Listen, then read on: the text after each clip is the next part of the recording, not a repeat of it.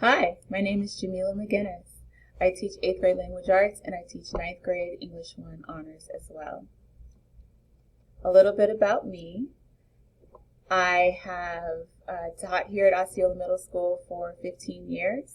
I'm a graduate of the University of Central Florida, where I majored in psychology and criminal justice. My faith and my family are a huge component of my life. I love music and I love all things language arts. We start each class with our mantra. I call it the high five. Each student repeats that they will be positive, that they will be engaged, that they will show respect, participate, and they understand that their actions are their consequences. I love to set the tone for the class this way. That way they understand how I expect them to behave and that they are aware that whatever their actions are, good or bad, they will also receive those consequences as well.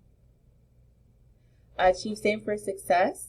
They understand that they are supposed to act responsibly, initiate respect, and model positive behavior.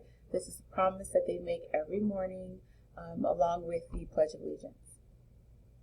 Here in Language Arts and English 1, we question everything, okay? We practice complex text analysis. So we read everything deeply. Sometimes we read the same text multiple times so we are able to get different interpretations and understandings of the information that's presented. Everything is standards-based. We read, we write, and we speak at every class. They have quick writes and they share their responses. We do research projects. We definitely are building their knowledge through a rich variety of texts that are both fiction and nonfiction. Grade breakdown for both courses. For the 8th grade course, it's split evenly. Class work and quizzes both are 50% of the coursework, as well as tests, essays, and projects, and their reader's notebook, which I'll tell you more about in just a moment. That makes up the other 50% of their class.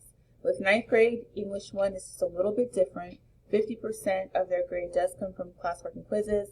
40% comes from tests, projects, essays, and reader's notebook. And then the additional 10% comes from a separate homework grade. So back to that reader's notebook. The students all have interactive spiral notebooks that they keep in their book bags. And in the last section of their interactive notebook, they have a reader's notebook, and so they've already received all the information that is supposed to be in there. But basically, they keep track of each book that they read per quarter. We're doing the Diverse Dozen Challenge this year, so they're required to read 3 books per 9 weeks. And usually, with most quarters, we read 1 in class together. That also counts toward their grade. So they are responsible for reading 2 other books on their own. And their book choices have to come from the genre list that is attached in their notebook. So they read 1 book per genre. By the end of the school year, the hope is that they will have read 12 total books from 12 different genres. And that grade does count in the test portion of their quarter, their final grade.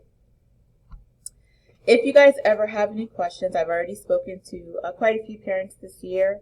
I hope to hear from everybody.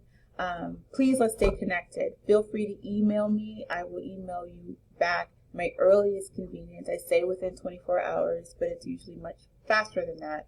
I do often check my email after hours too.